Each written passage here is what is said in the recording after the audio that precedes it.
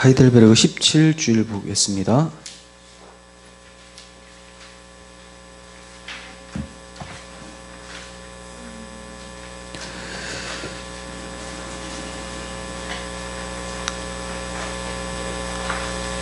네, 17주일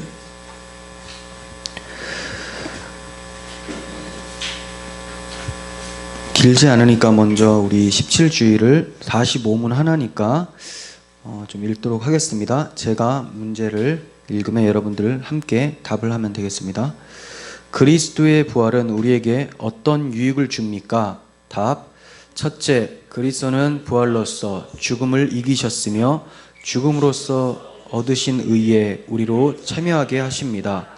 둘째, 그의 능력으로 말미암아 우리도 이제 새로운 생명으로 다시 살아났습니다. 셋째, 그리스도의 부활은 우리의 영광스러운 부활에 대한 확실한 보증입니다. 아멘. 네, 정말 이렇게 믿으십니까? 네, 부활에 대한 내용이죠. 이제 사도신경에서 장사된 지 사흘 만에 죽은 자 가운데서 다시 살아나시고라는 그 내용의 부분인데,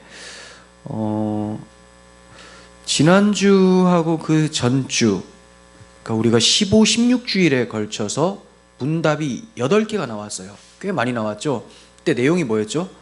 그리스도의 고난과 죽으심, 그리스도의 고난과 죽으심에 대한 유익이 도대체 무엇인가를 배웠어요.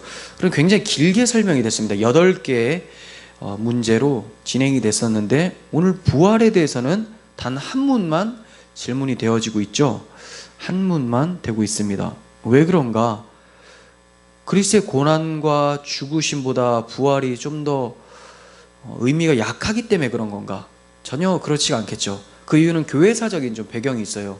지금 이 하이델베르그를 만들 당시에 그리스도의 고난과 죽으심에 대해서는 굉장히 논쟁이 많았습니다. 그 의미에 대해서나 연구도 많았었고, 근데 이 당시에는 부활에 대해서는 큰 논쟁이 없었어요. 다 동의하는 바였고, 로마 카톨릭 같은 경우도 예수님의 부활은 다 인정하고 있었고, 단지 죽으심에 대해서 아까 그 지난 시간에 말씀드린 것처럼 연옥설도 얘기하고 뭐 림보 얘기했었잖아요. 그런 것처럼 여러 가지 견해가 나눠져 가지고 정리한다고 좀 많이 할애를 했었고, 부활은 너무 중요함에도 불구하고 이들이 다 부활을 고백하고 있었기 때문에 길게 쓰지는 않았었죠. 길게 쓰지는 않았지만 짧은 이 문장 가운데에 핵심적인 것들이 다 들어가 있습니다. 그런데 이제 19세기부터 해서는 부활에 대한 불신이 막 커져가게 됩니다. 자연과학이 발달하고 이제 19세기에 넘어와서 사람들이 부활이 어떻게 가능한가? 그럴 수가 없다. 라고 하면서 여러 가지 주장을 내세우죠. 지난 시간에도 잠깐 말씀을 드렸지만, 뭐 예수님께서 죽으신 게 아니라 기절하셨다. 네, 기절하셨다. 너무 물과 피를 많이 쏟으셔서 기절하셨다. 나중에 살아나시고 깨어나시고 보니까 무덤에 있길래, 또 깨어나는 것도 그래요. 너무 서늘한 곳에 있다 보니까 이제 그 추위 때문에 깨어나서 나가셨다. 이렇게 주장하는 사람들도 있고, 도난설이 있습니다. 도난설. 그리고 환상설이 있습니다. 도난설은 이따 말씀드리고, 환상설은 예수님의 제자들이 예수님을 너무나 간절히 바라는 가운데 헛것을 봤다는 거죠. 환영. 그러니까 한 사람이 보기 시작하니까 진짜 나도 보이는 것 같고 막 이렇게 집단 최면에 걸려서 그렇다고 보는 사람들이 있죠. 그리고 도난설은 뭐냐면, 지난 시간 잠깐 말씀드렸지만 성경에도 있어요. 한번 27장 62절 볼까요? 여기 있나? 27장 62절부터 보시면, 마태복음 27장 62절, 그 이튿날은 준비일 다음이라 대제사장들과 바리새인들이 함께 빌라도에 모여 이르되, 주여 저 속이던 자가 살아있을 때 말하되, 속이던 자가라고 하니까 예수님에 대해서 얘기하는 거예요. 내가 사흘 후에 다시 살아나리라 한 것을 우리가 기억하노니 그러므로 명령하여 그 무덤을 사흘까지 굳게 지키게 하소서. 그의 제자들이 와서 시체를 도둑질하고 가서 백성에게 말하되 그가 죽은 자 가운데서 살아났다 하여 후에 속임이 전보다 클까 하나이다. 이렇게 얘기하죠. 그러니까 지금까지는 죽을 거에 대해서, 살아나지 않을 거에 대해서 확실하게 굳게 믿고 있는 거죠, 이들이. 그러니까 이제 제자들이 혹시나 도둑질하고 가서 부활했다고 거짓말할 수 있으니까 그때는 더 골치 아프다. 그러니까 단단히 지켜라 했어요. 당연히 단단히 지켰겠죠. 그런데 28장 12절, 자, 이제 시체가 없어졌습니다. 즉 시체라기보다는 주님이 없어졌어요. 12절, 그들이 장로들과 함께 모여 의논하고 군인들에게 돈을 많이 주며 이르되 너희는 말하기를 그의 제자들이 밤에 와서 우리가 잘 때에 그를 도둑질하여 갔다 하라. 자, 이 문지기들이 이제 보초병들이 와서 없어졌습니다라고 하니까 골치 아프다. 이제 돈을 줄 테니까 너희들이 좀 자다가 못 봤다라고 하고 도둑 맞았다 해라. 그리고 군인들이 돈을 받고 가르친 대로 하였으니 이 말이 오늘까지 유대인 가운데 두루 퍼지더라라고 했죠. 두루 퍼져서 이제 그 사고가 유대인들한테는 예수님은 죽은 게 아니라 도둑 맞아서 없어진 거다. 자기들끼리 예수님을 믿는 사람들끼리 저렇게 거짓말하고 있다라고 보는 거죠. 근데 자유주의 신학자들이 그거를 그대로 도입을 하는 경우도 있고, 또 불신자들도 이러한 영향을 받아서 예수님이 기절하셨거나 도난당했거나 그들이 환영을 본 것이다, 이렇게 주장을 하고 있다는 거죠.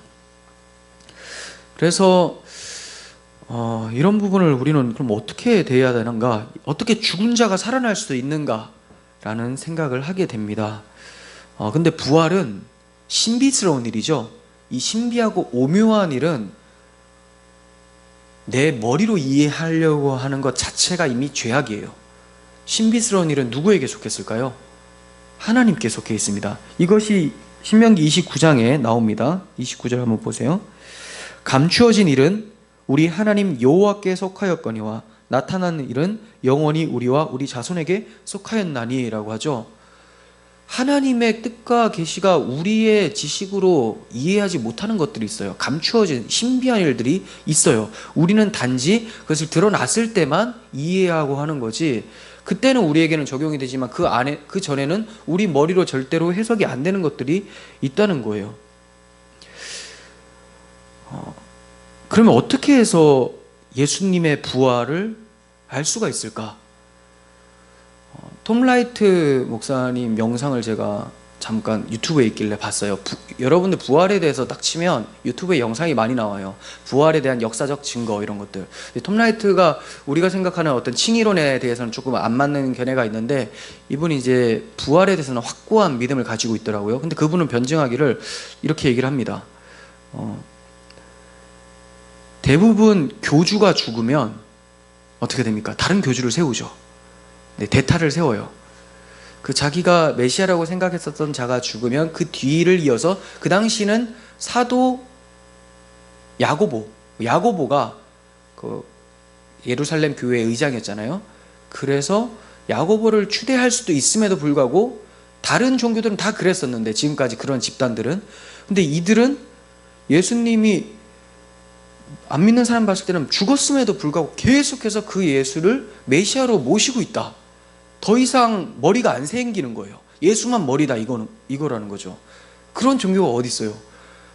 보통 이렇게 어떤 개혁을 하거나 추진을 하려면 그 사람이 죽으면 다음 주자를 내세우게 마련인데, 이들은 자기들이 믿고 있던 그 메시아가 절대로 죽지 않았다라고, 죽었다가 살아났다고 확신을 하고 있었다, 이렇게 이제 얘기를 하고 있는 거죠.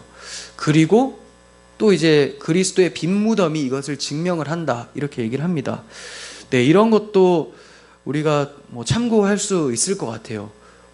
예수님을 따랐었던 제자들은 끝까지 예수님이 살아계시다고 믿고 있었고 그를 따랐었다. 그런데 우리가 이러한 것들이나 아니면 그 불신자들이 과학적으로 뭔가 이게 일어날 수 없기 때문에 믿지 않잖아요. 그래서 이런 것들을 과학적으로 변증을 하려고 하는 시도들을 하는데, 그런 건 참 무의미하다는 거죠.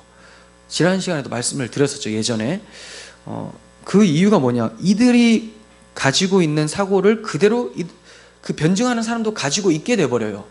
이들이 과학적으로 믿을 수가 없기 때문에 과학적 논리로 들이댔는데, 과학적 논리로 설명을 한다면 결국에는 과학적으로 설명이 안 되는 부분에 가서는 그럼 어떡할 거냐, 이거죠. 그러니까 이러한 사고는 성경의 권위보다 과학의 권위를 더욱더 우위에 두고 논쟁을 하는 것이기 때문에 오히려 우리가 덫에 빠질 수 있다는 것, 그것을 좀 주의해야 되죠. 그러면 무엇으로 우리가 그리스도의 부활을 믿을 수 있는가? 무엇으로 믿을 것 같아요? 그리스도의 부활. 아멘. 정답입니다. 말씀. 그리고 우리 한빈이도 성경 이랬어요. 성경으로 믿을 수가 있어요. 다른 거는 어떻게 안 됩니다. 뭐 하나님의 아들이 오셨다는 것은 그럼 어떻게 믿습니까? 모든 것이 성경 때문에 우리가 믿을 수가 있는 거죠. 하나님의 말씀이 우리 믿음의 근원인 거예요. 그래서 예수님께서 엠마오로 가는 제자들에게 이제 예수님을 나타내 보이거든요. 그 상황이 뭐냐면 예수님께서 십자가에서 죽으신 것이 이제 다 소문이 났습니다. 그런데 이제 이 제자들은 예수님이 부활했다라는 소식은 들었지만 아직까지 감흥이 오지는 않은 상태. 그래서 그 예수님에 대해서 얘기를 하고 있었는데 예수님이 그들 가운데 함께 걷고 계시는 거죠. 아직까지 예수님을 못 알아봐요. 그런데 예수님이 그들에게 무엇을 얘기해 주십니까? 성경을 풀어주셔요. 그때 이들의 마음이 뜨거워지면서 부활에 대해서 알고, 부활뿐만이 아니라 그리스도의 죽으심과 그 모든 것이 성경에 이미 약속한 것이었고 그리스도를 통해서 성취됐다는 것을 알게 돼요. 그러니까 믿음이 성경을 풀어주실 때 알게 되었다는 거죠. 한번 보겠습니다. 누가복음 24장 25절부터 27절까지. 이르시되 미련하고 선지자들이 말한 모든 것을 마음에 더디 믿는 자들이여, 그리스도가 이런 고난을 받고 자기의 영광에 들어가야 할 것이 아니냐 하시고, 이에 모세와 모든 선지자의 글로 시작하여 모든 성경에 쓴 바 자기에 관한 것을 자세히 설명하시니라. 그랬더니 어떤 일이 일어납니까?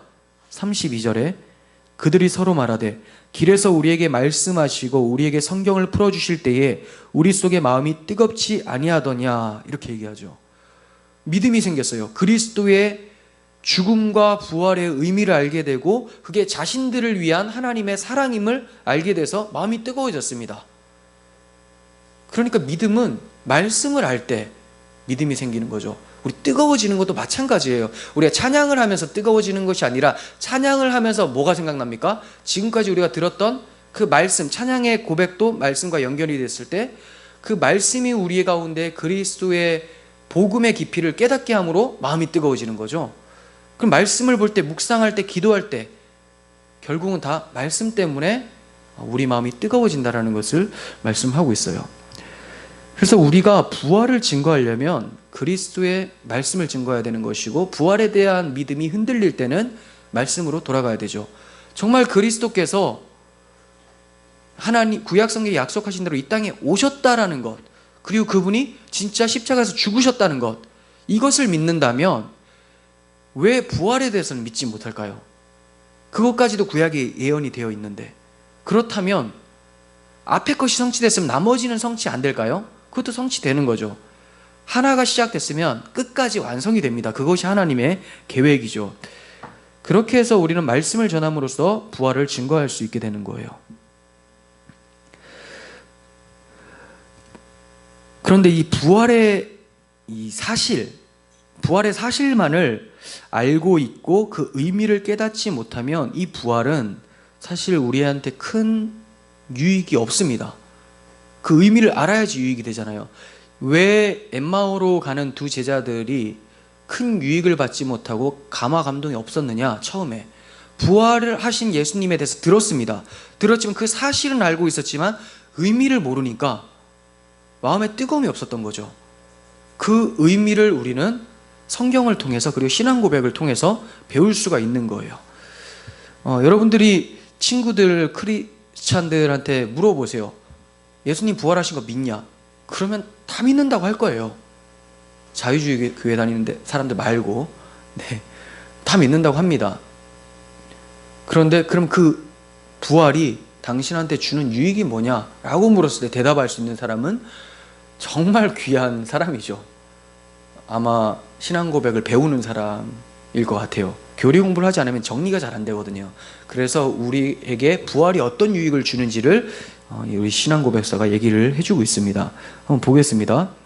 어떤 유익을 줍니까? 첫째, 그리스도는 부활로서 죽음을 이기셨으며 죽으심으로써 얻으신 의에 우리로 참여하게 하십니다. 그리스도께서 부활로서 죽음을 이겼다.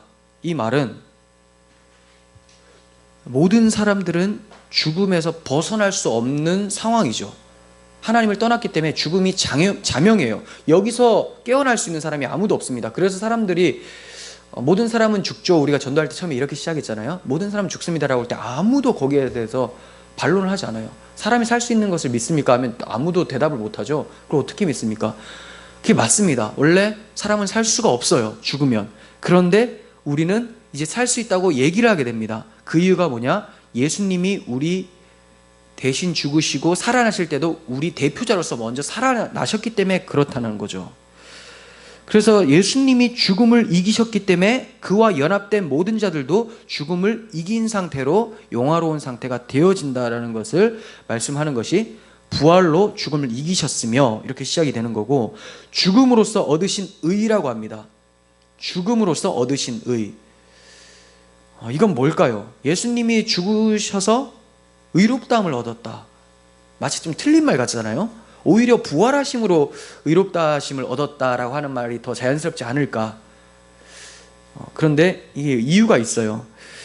죽으심으로써 의롭다함을 얻은 것은 뭐냐면, 얻으신 의, 디모데전서 3장 16절 한번 보세요. 일단 이거부터 보겠습니다. 3장 16절 보시면, 크도다 경건의 비밀이요 그렇지 않다 하는 이 없도다. 그는 육신으로 나타난 바 되시고 영으로 의롭다 하심을 받으시고 천사들에게 보이시고 만국에서 전파되시고 세상에 믿음 바 되시고 영광 가운데서 올려지셨느니라. 이렇게 얘기합니다. 언제 의롭다함을 받습니까? 영으로 의롭다함을 받았다. 육신으로는 나타낸 받으셨다는 것은 성육신이죠. 영으로 의롭다함을 받았다는 것은 부활 때에 의롭다함을 받았다, 이 얘기거든요.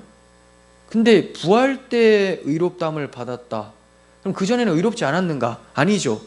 원래 의로우신 분이었는데 부활하심으로써 이분의 의로움이 증명되었다.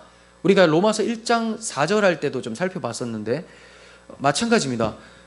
영으로는 살리심을 받았다라고 할 때 맞나요? 로마서 1장 4절이 뭐였죠? 로마서 1장 4절에서 부활하사 능력으로 하나님의 아들로 선포되셨다. 그러니까 원래 아들이었잖아요. 원래 의인이었고 이때 선포가 되는 거예요. 드러나는 겁니다. 그런데 여기서는 초점이 죽으심으로 얻으신 의라고 하고 있습니다. 같은 건데 좀 의미가 조금 구별할 수가 있어요. 한번 보세요.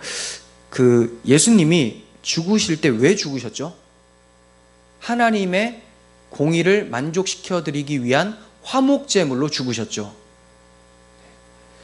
죄는 우리가 지었는데 그 죄를 감당하려면 인간이어야 되고 하나님의 진노를 감당하려면 하나님과 같은 능력이 있어야 돼요. 그래서 하나님이 인간이 돼서 죽으셨는데 예수님의 죽으심이 하나님의 공의를 온전히 만족시키게 되죠.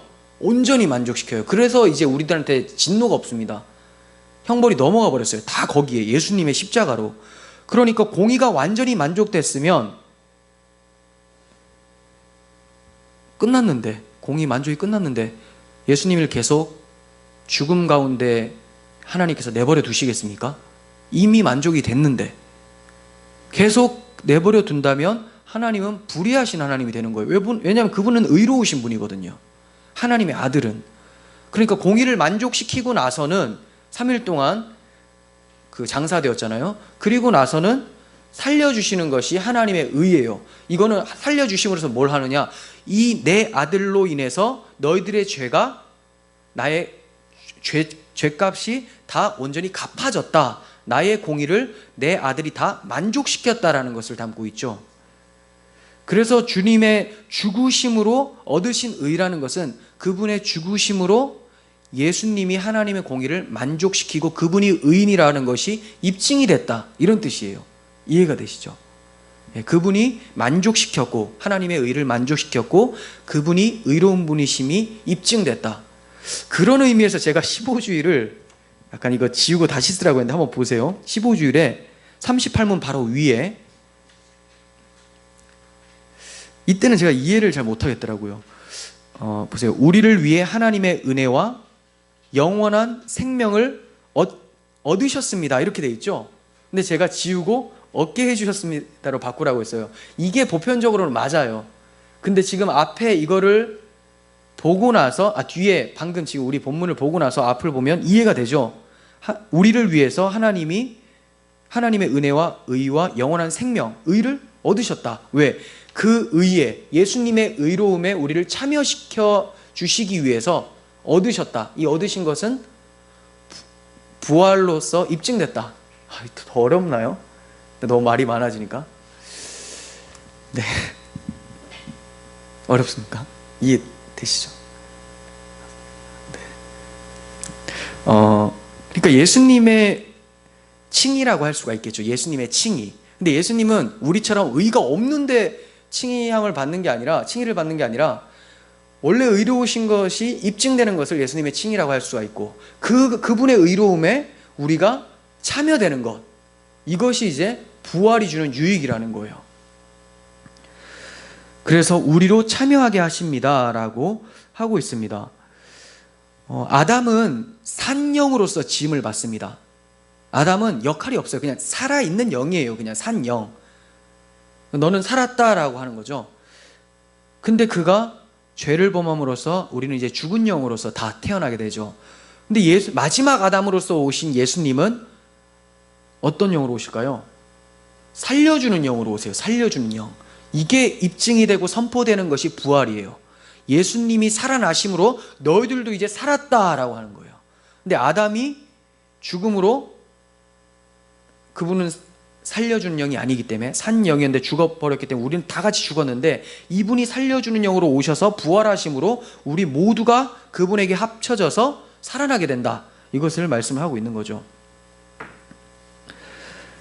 자, 그래서 1번 해당하는 말씀 한번 보겠습니다. 고린도전서 15장 16절. 만일 죽은 자가 다시 사는 것이 없으면 그리스도도 다시 사신 것이 없었을 터이요. 그리스도께서 다시 사신 것이 없으면 너희의 믿음도 헛되고 너희가 여전히 죄 가운데 있을 것이요 또한 그리스도 안에서 잠자는 자도 망하였으리니, 이렇게 얘기합니다. 부활은 확실하다라는 것을 이렇게 표현하고 있죠. 부활은 확실하다. 만약에 부활이 없으면, 그리스도의 부활이 없었던 것이라면 너희 믿음은 헛것이다 이래요. 근데 그리스도의 부활은 없었다고 믿는 사람들이 목사들 중에 엄청 많습니다. 그러면 그들의 믿음은 뭐예요? 헛되다는 거죠. 없어요, 그런 게. 물론 본인들이 안 믿는다고 얘기를 하진 않지만 안 믿습니다. 공공연하게 알려진 분들이 있습니다. 설교할 때는 그걸 하지 않아요. 이단 정죄받으니까. 결국은 성도들은 그리스도의 부활을 믿음으로써 구원받게 되는데 목사만 못 들어가게 되는, 구원받지 못하게 되는 경우가 발생될 수 있죠. 그리스도의 부활이 없으면 나도 못 살아나는데, 산다라는 것은 우리가 단지 육체적으로만 사는 것을 얘기하는 게 아니잖아요. 하나님과 영원히 함께 사는 것을 얘기를 하는데, 이게 없으면 우리 믿음이 소용이 없죠. 근데 이들은 이렇게 부정하는 사람들이 있다는 거예요. 18절에서 또한 그리스도 안에서 잠자는 자들도 망했을 것이다 라는 말은 뭐냐면, 구약의 믿음의 조상들이 있습니다. 이들이 다 무엇을 바라면서 잤습니까? 잠들었습니까? 앞으로 오실 그리스도를 바라보면서 그분이 오시고 그분이 하나님 나라 가실 때 나를 데려가실 것이라는 그 소망 가운데 잠들었거든요. 예배 시간에 잠드는 거 말고 그 소망 가운데 잠들었다는 거예요. 네. 그런데 부활이 없으면 이 언약도 헛되게 되는 거죠. 그들이 받았던 언약, 구약, 이거 다 헛되게 되는 거예요. 성경에서는 그리스도의 부활을 확실하게 증거하고 있습니다. 우리는 말씀하는 대로 믿으면 되는 거예요. 두 번째, 그의 능력으로 말미암아 우리도 이제 새로운 생명으로 다시 살아났습니다. 이렇게 얘기합니다. 그의 능력으로 말미암아 우리도 이제 새로운 생명으로 다시 살아났다. 새로운 생명으로 살아나는 것이 우리의 어떠한 공로나 행위나 의지로 살아나는 것이 아니라고 정확하게 못 받고 있죠. 그의 능력, 십자가의 능력으로, 그분의 의로움 때문에 우리가 사는 것이다. 근데 이 사는 것, 이 새로운 생명은 이전에 우리가 가지고 있었던 생명과 달라요.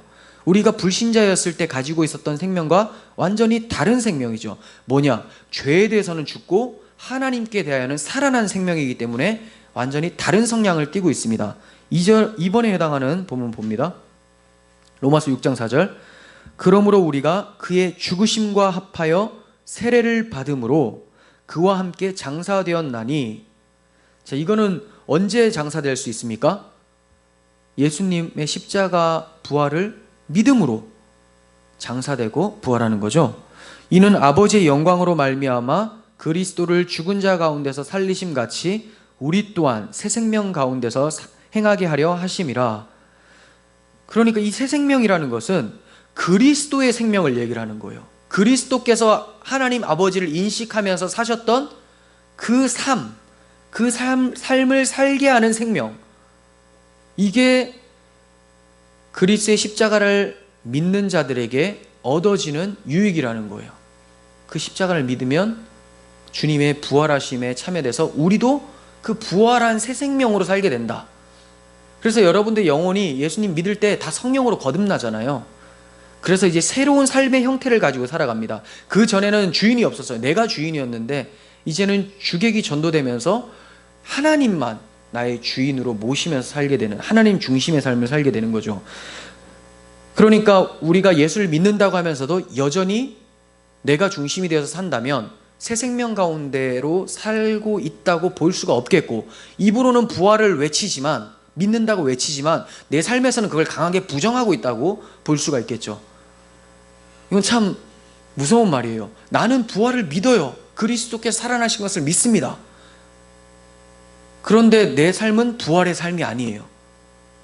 그거는 예수님이 살아나신 것만 믿지, 그분이 살아나신 것이 나에게 어떠한 유익을 주는지에 대해서는 전혀 모르는 거죠. 즉 복음을 모르기 때문에 그가 부활했다고 하기는 참 어렵죠. 그가 새로운 생명 가운데 산다고 보기가 어렵다는 거예요.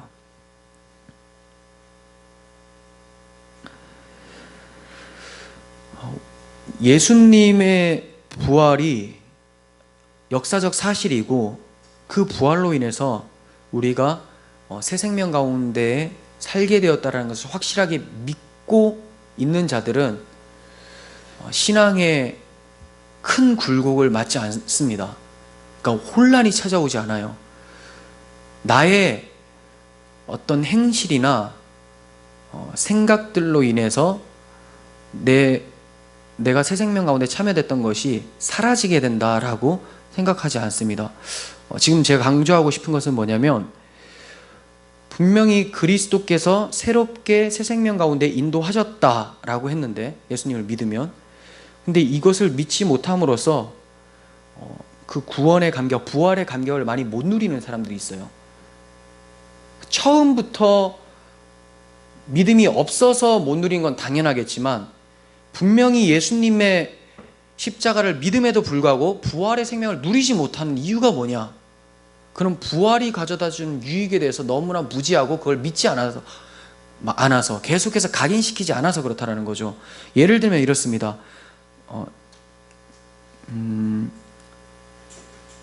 지난 시간 예랑 좀 비슷한데, 전쟁을 했는데 옛날에 우리가 일제 그 치하에 있었잖아요. 식민지 생활할 때. 그때는 일본 사람들, 일본 군인들이 뭐를 지시를 하면 따르지 않으면 죽을 수밖에 없어서 많이 따랐단 말이에요. 근데 전쟁에서 이겨버렸어요. 미국이 폭탄 떨어뜨림으로 끝나버렸어요. 우리도 이제 자연적으로 해방이 된 거죠. 근데 이 사실이 도시에는 이제 알려졌는데 아직까지 알려지는데 기간이 걸리는 쪽이 있죠. 시골 같은데. 그럼 거기는 자기들이 해방된지도 모르고 일본 순사가 뭐 지시를 하면, 일본 군인들이나 경찰들이 지시를 하면 아직까지 따라야 되는 걸로 아는 거죠. 근데 이미 다 해방된 걸 아는 사람들은 일본 사람들이 지시를 하면 웃기지 마라, 네가 우리 주인이냐, 바로 이렇게 나와요. 그런데 그 소식을 모르는 사람들은 여전히 그 사람들의 노예로서 살게 된다는 거죠. 우리가 새 생명 가운데 살게 되었다라는 것은 죄에 대해서 죽었다라는 말입니다. 죄에 대해서 죽었다면 해방됐다라는 건데, 이 죄가 일본 경찰처럼 우리에게 지시할 수 없다는 거예요. 너 이거 해라라고 하면 우리 뭐라고 대답할까요? 우리가 부활의 사실을 모른다면, 해방된지를 모른다면 예, 그게 좋은 거네요 하면서 그냥 가는 거죠. 종이에요. 근데 안다면 마귀가 죄로 인해서 유혹할 때 무슨 소리야, 너희 나라에 있었던 건 예전에 나는 죽었고 이제 나는 새로운 세상에서 다시 태어났다, 썩 꺼져라, 이렇게 되겠죠. 너는 나한테 지분을 행사할 수 없어. 이게 맞는 거예요.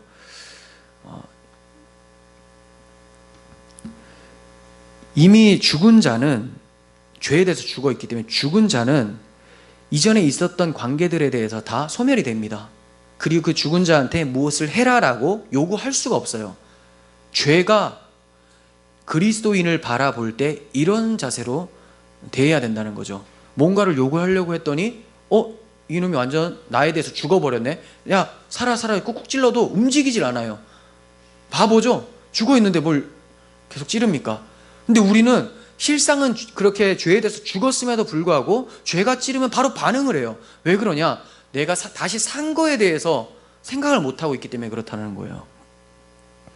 그래서 우리는 그리스도의 부활을 믿는 게 중요하지만 그 부활이 주는 유익이 뭔지도 알아야 돼요. 주님이 사셨다면 우리도 살게 된다는 것, 이것을 아셔야 됩니다. 세 번째 보겠습니다. 그리스도의 부활은 우리의 영광스러운 부활에 대한 확실한 보증입니다. 이렇게 말합니다. 자, 지금 우리가 첫째, 둘째, 셋째 살펴봤는데 약간 진행이 시제를 따라서 진행이 되고 있어요. 첫 번째는 예수님께서 십자가에서 죽으심으로 우리에게 우리 죄를 갚아주시고 부활하심의 의를 주신 역사적 사건, 과거에 있었던 예수님의 사건을 들어서 우리로 참여하게 하십니다 라고 하죠. 과거. 그리고 두 번째는 우리도 이제 새로운 생명으로 다시 살아났습니다 하면서 지금 새 생명으로 살고 있다는 것을 얘기를 해요. 현재 시제. 그리고 세 번째는 그리스도의 부활은 우리의 영광스러운 부활에 대한 확실한 보증이다라고 하면서 아직까지는 완전한 그 부활을 맛보지 못한 우리에게 미래적 시제로 얘기를 해주고 있죠. 과거, 현재, 미래. 이것만 봐서도 이 그리스도의 부활이 우리에게 주는 유익은 우리 인생 전체에 걸쳐서, 과거나 현재나 미래에 걸쳐서 우리에게 유익을 주고 있다는 것을 우리는 알 수가 있어요. 자, 여기서 미래 시제를 보시면 영광스러운 부활이라고 합니다. 영광스러운 부활. 그냥 부활이 아니에요. 만약에 우리가 예수님을 모르고 죽었는데 살아났어요. 그럼 그게 영광스러운 부활일까요? 모르는데 어떻게 살아납니까?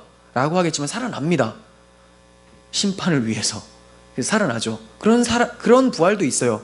그러니까 부활이 어떤 부활이냐가 중요해요. 단지 오래 사는 게 중요한 게 아니라 이 부활이 영광스러운 부활이냐 아니면 진노로 인해서 부활된 거냐, 이게 중요하죠.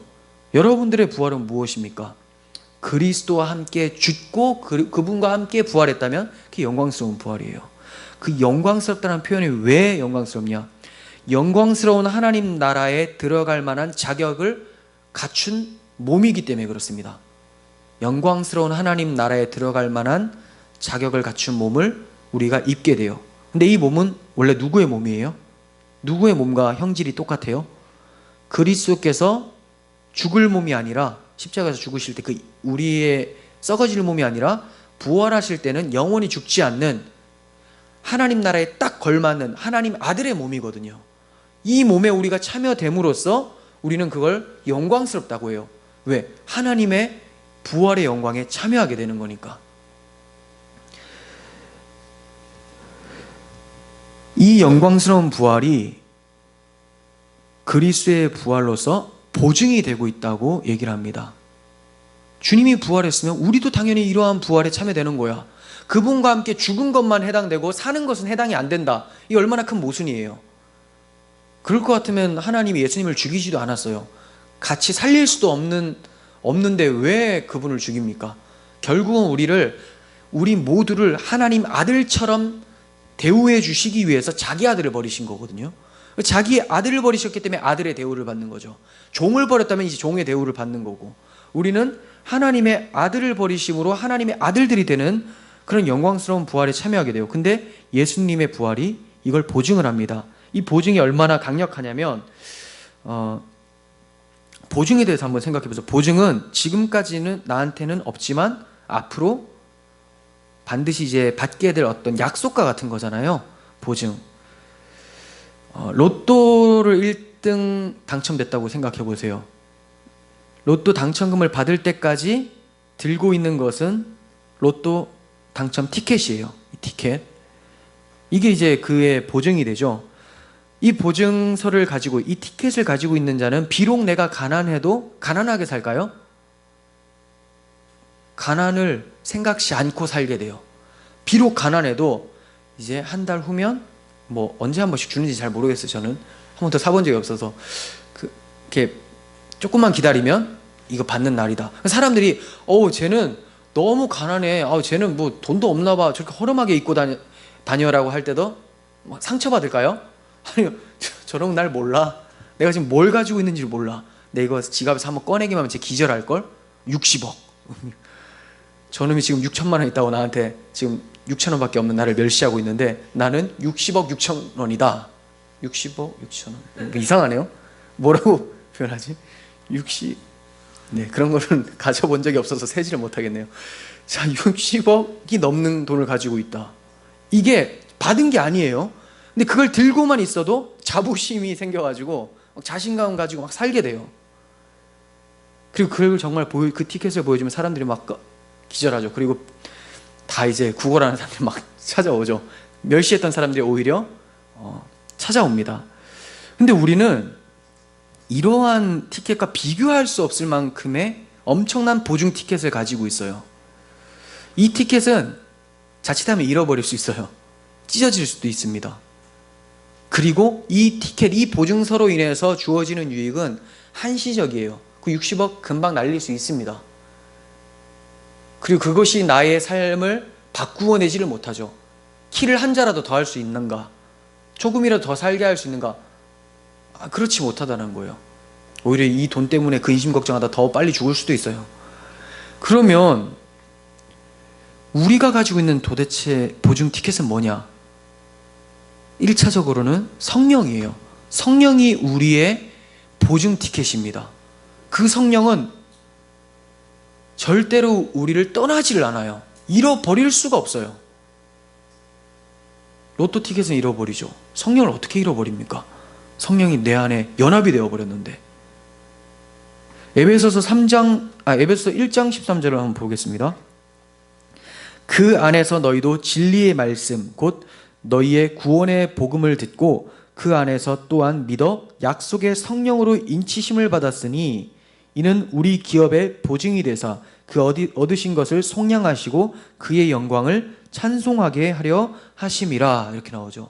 성령이 우리 가운데 보증으로 계세요.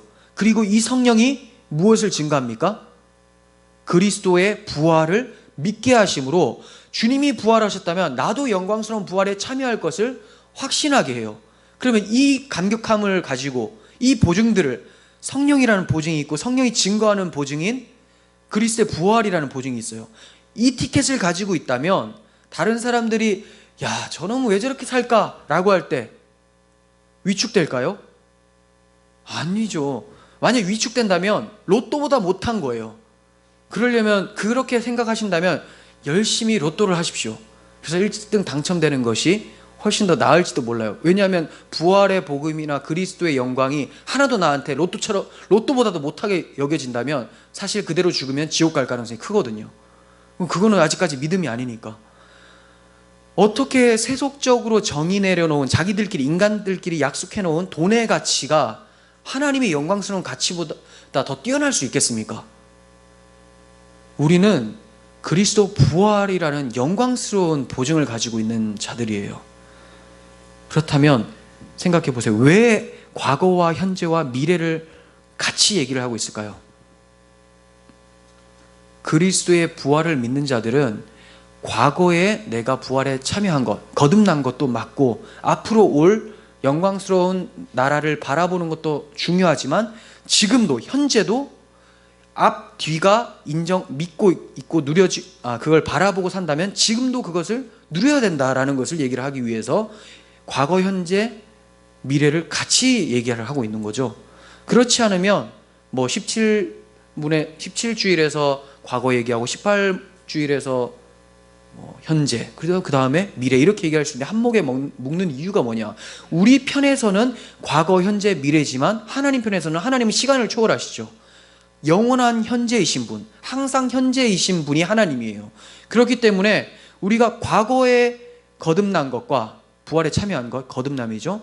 앞으로 완전히 영광스러운 몸에 참여할 것, 이거를 확실하게 믿고 있다면 중간의 것도 확실한 거예요. 지금 현재도 여러분들도 다시 사신 겁니다. 이걸 못 누리고 있을 뿐이죠.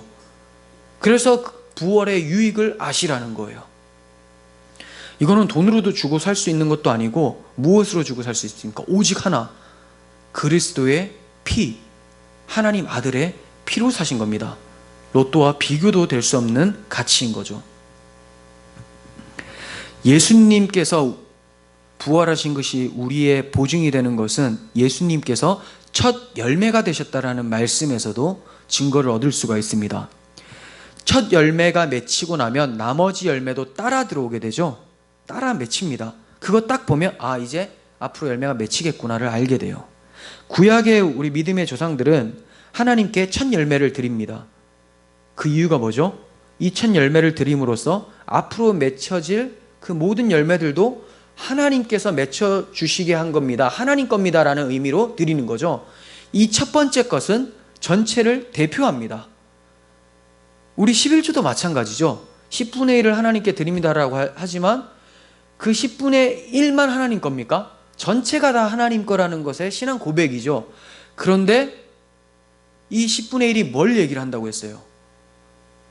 우리의 맏형, 맏아들 되신, 하나님의 맏아들 되시고 우리의 맏형 되시는 예수 그리스도, 첫 열매 되시는 그리스도죠. 그리스도를 하나님 앞에 드릴 때에 우리도 드려지게 되는 거예요. 예수님이 부활하셔서 하나님 보좌 우편에 앉아 계신 이유가 뭐냐? 이제 앞으로 맺혀질 열매들인 우리도 함께 거기에 앉혀주시기 위해서 살아나시고 앉으셨다라는 것을 말씀하는 거죠. 그러니까 우리는 신앙 고백을 하는 것도 예수 그리스도 안에서 이제 나를 드리는 거예요. 그분 없이는 도대체 나는 하나님 앞에 드려질 수 있는 존재가 아니거든요. 그 11조 드리면서 돈만 이거 전체 이 돈은 다 하나님 겁니다 이렇게 생각하지 마시고 내 신앙 고백은 예수가 나의 전부입니다라는 것을 고백하는 것인데 이것을 세상의 가치가 이 돈을 가장 중요시 여기니까 나는 이걸 돈을 가져와서 그와 같은 고백을 합니다라는 개념으로 드리는 거죠. 결국은 우리는 돈을 드리든지 우리의 신앙 고백, 사도신경을 하시든지 다 예수 그리스도께서 첫 열매가 되심으로 우리가 하나님 앞에 드려질 수 있게 되었다는 것을 기억해야 돼요. 불신자들의 10분의 1 하나님 받으십니까? 안 받으시죠. 왜? 거기에는 예수가 없어요. 돈 문제가 아니에요. 우리는 돈을 드리지만 돈이 의미하는 그 가치가 의미하는 것은 하나님의 아들을 우리가 염두하고 드리는 거기 때문에 그 나머지 것도 하나님 받으시는 건데 그렇지 않고서 불신자가 드리는 헌금은 사실 하나님은 전혀 기뻐하지 않죠. 예수님의 부활하심, 첫 열매 되심으로 우리 또한 하나님께 나아갈 수 있게 되었다라는 그 보증 기억하시길 바랍니다.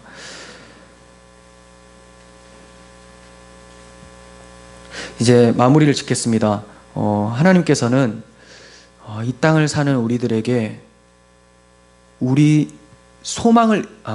미래에 대한 소망을 잃지 말라고 말씀하고 계세요. 근데 그 미래는 왜 소망을 잃지 말라고 하냐면 거기 가서는 편하다라는 것을 얘기하는 게 아니라 그걸 바라보면서 살 때는 지금도 그 삶을 살아갈 수 있다라는 데 강조를 두기 위해서 그리스도의 부활을 말씀하시고 계시는 거예요. 이 그리스도의 부활하심이 여러분들에게 확실한 유익으로 다가올 수 있었으면 좋겠습니다. 성령께서 모든 사람들이 그리스도의 부활하심과 그 유익에 대해서 믿지 않고 부인할 때 우리에게는 그 가슴에 찾아와서 그분 때문에 우리가 살고 또 그분 때문에 영원한 나라를 바라볼 수 있다는 것에 소망을 두면서 이 땅을 살아가는 우리 모두가 되었으면 좋겠습니다. 기도하겠습니다. 하나님 아버지, 우리는 영광스러운 하나님 나라를 바랄 수 없는 자들입니다. 왜냐하면 아담이 죄를 범할 때 그와 함께 그 영광스러운 하나님 나라 에덴 동산을 박차고 나온 자들이기 때문에 그렇습니다. 그럼에도 불구하고 하나님이 오래 참으심으로 자기 아들을 보내주시고 그 아들의 십자가로 인해서 우리 죄를 대속해 주시고 아들의 부활하심으로 이제 영광스러운 부활에 참여할 수 있도록 해주신 것 감사를 드립니다. 세상이 그리스도의 부활을 부인하고 부정하며 조롱하지만 우리는 무식해 보이더라도 하나님 말씀이 과학보다 더욱더 권위 있는 말씀임을 알고 참임을 알고 이 말씀대로 믿고 생활하고자 하오니 주님 우리에게 믿음을 더하여 주셔서 그리스도의 부활이 주는 유익을 누리면서 살 수 있도록 도와주시옵소서. 감사드리며 예수님의 이름으로 기도합니다. 아멘.